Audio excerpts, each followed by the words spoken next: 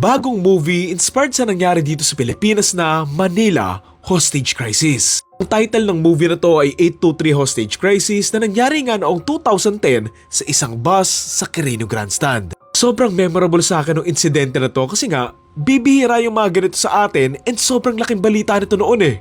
Kasi nga bukod sa mga Filipino, karamihan sa mga dinukot ay mga taga-ibang bansa at naging madugo nga din yung katapusan nito. Even though nakaset nga sa Pilipinas itong movie na to, shoot nga nila ito sa Malaysia para siguro mas maiwasan na rin na magkaroon nga ng issue during filming. Sa mga walang idea kung ano yung nangyari dito, isa-summarize ko na lang na mabilisan. August 23, 2010, isang dating pulis si Rolando Mendoza ang nag-take over sa isang tourist bus matapos nga siyang matanggal bilang isang pulis.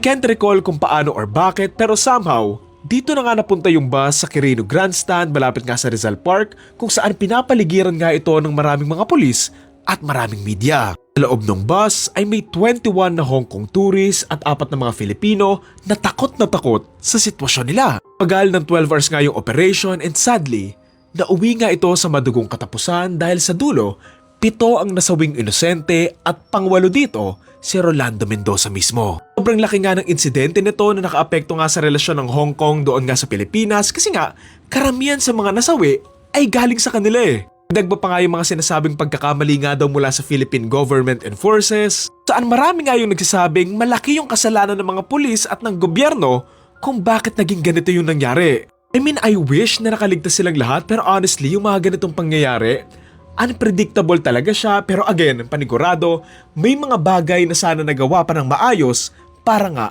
hindi naging ganito kadugo nga yung nangyari. Lalo na nga sa investigasyon, lumalabas nga din daw na wala daw maayos na equipments, hindi properly trained and ready, and walang maayos na system daw kung ano yung gagawing aksyon sa mga ganitong pangyayari nga daw dito sa atin. Dagmo pa nga daw dito yung palpak na negotiation kung saan inaresto nga yung kapatid ni Rolando na mas nagpa-trigger sa kanya imbes na paspakalmahin and kunin yung loob niya eh. Tama na nga rin natin yung naging epekto dahil itong si Rolando, napapanood niya yung mga nangyayari nga doon sa labas, yung galaw ng mga pulis, given na naka-live sa iba't ibang channel yung nangyayari sa labas. Ayun, 823 yung title nito kasi obviously, August 23 nga ito naganap.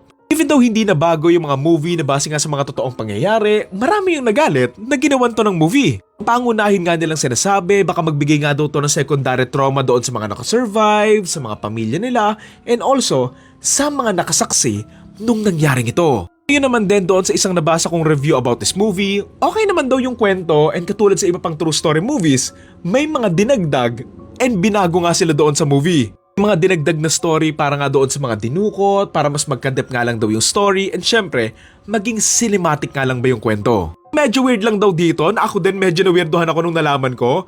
May mga Filipino characters dito na may mga Filipino names, pero malay yung salita nila. Na alam mo yun, very anime kung iisipin. Honestly, sana pinagtagalog nila lahat eh. Kasi for me, kung gagawa ka ng movie base sa isang totoong pangyayari, sa isang specific na bansa, lalo na yung ganito kalaki, sana man lang at least may attention to detail. Kasi alam mo yun, parang required na yan eh. Kasi nasa Pilipinas nga sila eh. Gusto ko naman na para sa kanila lang kasi sana talaga tong movie na to, na para easy to consume sa mga taga sa kanila. Siyempre kung nakatagalog, magsisubtitles pa sila. So alam mo yun, siguro naisip nila na gagawin na lang nilang malay para mas maintindihan ng mga taga sa kanila. Kasi for a film that is set in the Philippines, based on a totoong pangyayari na talagang nangyari, alam mo yun, sana pinagtagalog na lang nila. Parang mahalaga yung ganong klaseng detail eh. In terms of characterization naman daw, medyo kinulang and hindi rin masyadong na-explore.